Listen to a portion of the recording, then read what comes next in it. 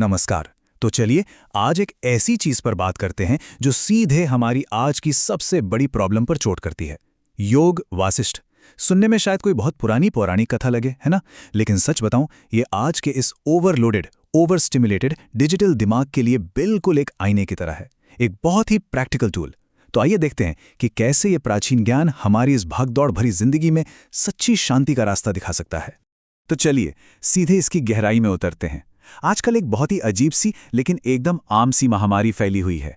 हम सब अपने अपने गोल्स अचीव कर रहे हैं, सोशल मीडिया पर लगातार लाइक्स और वैलिडेशन मिल रहे हैं, लेकिन फिर भी अंदर से एक गहरा खालीपन सा लगता है।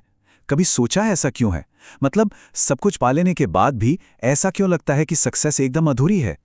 इसका सीधा सा जवाब इस बात में छिपा है कि हम बाहरी वैलिडेशन और अंदरूनी शांति को मिला देते हैं। देखिए, सोशल मीडिया का वो प्रेशर या करियर की वो अंधी दौड़, ये सब बहुत ही टेम्परेरी है। सच्ची स्टेबिलिटी या कह लें गहरा ठहराव कभी भी इन रोज रोज बदलने वाली बाहरी अचीवमेंट से नहीं मिल सकता। जब बाहर की दुनिया हर सेकंड बदल रही है, तो वहां हम स्टेबिलिटी कैसे ढूंढ सकते हैं? ये तो केवल सेल्फ इंक्वायरी और मेंटल क्लैरिटी से ही आ सकती है। और यहीं पर वैराग्य प्रकरण का वो कमाल का कॉन्सेप्ट सामने आता है। इसे ऐसे समझते हैं, लाइफ की एक बहुत ही हार्ड लेकिन एकदम सच्ची रियलिटी है कि हमारी जवानी, हमारे रिश्ते या जो भी सक्सेस है ना, ये सब पूरी तरह से टेम्पररी फेज हैं। अब ये सुनकर शायद थोड़ा डर लगे, लेकिन असल में जब ये बात गहराई से समझ आ जाती है तो ये डराती नहीं है, बल्कि हमें पूरी तरह आजाद कर देती है। ये हमें उस अंदर की विजडम पर फोकस करने के लिए पुश करती है जो वक्त के साथ कभी पुरानी नहीं पड़ती। अक्सर होता यह है कि जब हम लाइफ के असली मकसद पर सवाल उठाने लगते हैं तो एक अजीब सी कंफ्यूजन होने लगती है।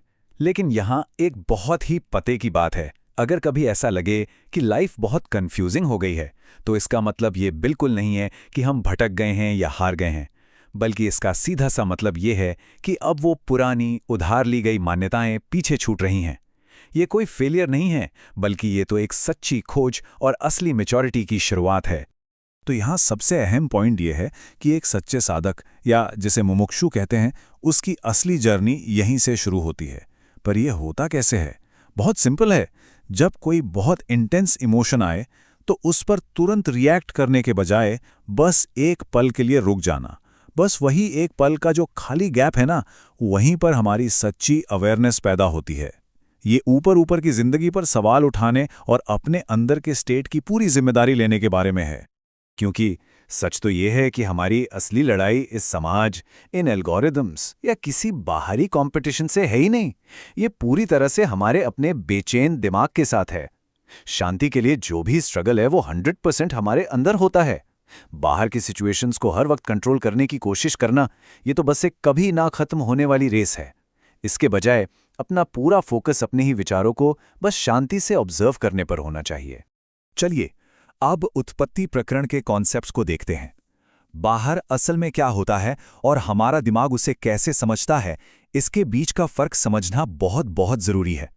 जो घटना घटी वो तो बस एक फैक्ट है, लेकिन हमारा दिमाग उसे क्या लेबल देता है वो हमारी अपनी इंटरप्रिटेशन है।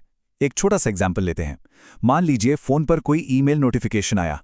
किसी एक इंसान के लिए वो एक नई अपॉर्चुनिटी हो सकती है, तो किसी दूसरे के लिए बहुत बड़ा स्ट्रेस। सिचुएशन बिल्कुल सेम है, बस दिमाग का उसे प्रोसेस करने का तरीका अलग है। मतलब हमारी जो चेतना है ना, वो सबसे पहले आती है। हमारा माइंडसेट ही असल में सिचुएशन का एक्सपीरियंस तय करता है।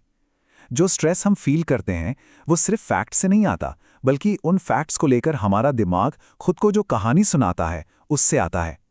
और खुशी तो कभी भी परफेक्ट कंडीशंस की मोहताज नहीं होती। ये पूरी तरह से हमारे नजरिए पर डिपेंड करती है।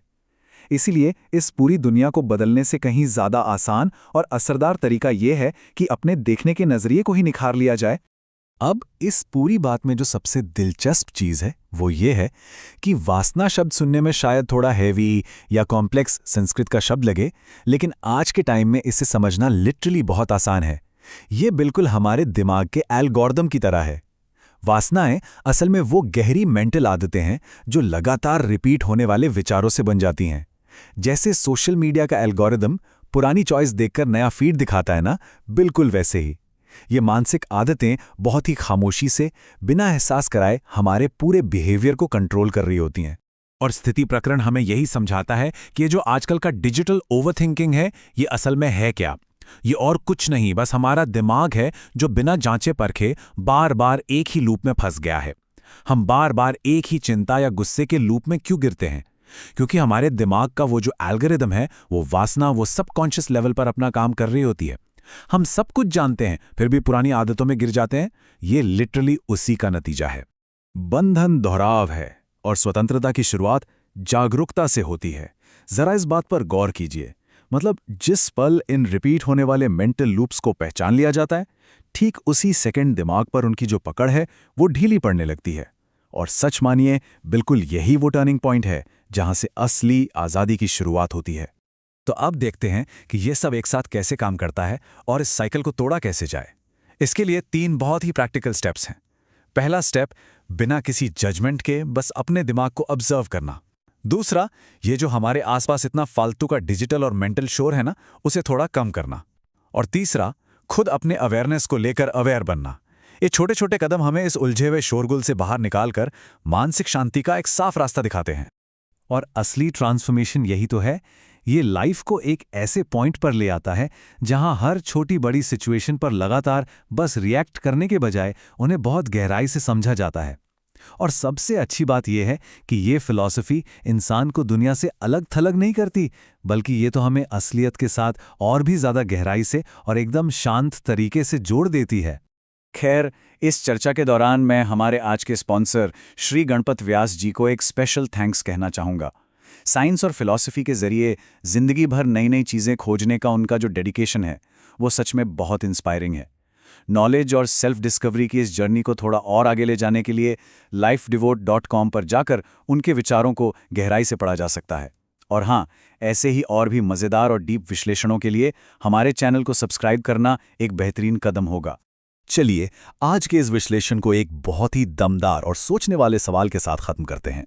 अगर हमारा मन ही हमारी असलियत बनाता है, तो जरा सोचिए, ठीक इसी पल अंदर किस तरह की असलियत का निर्माण हो रहा है।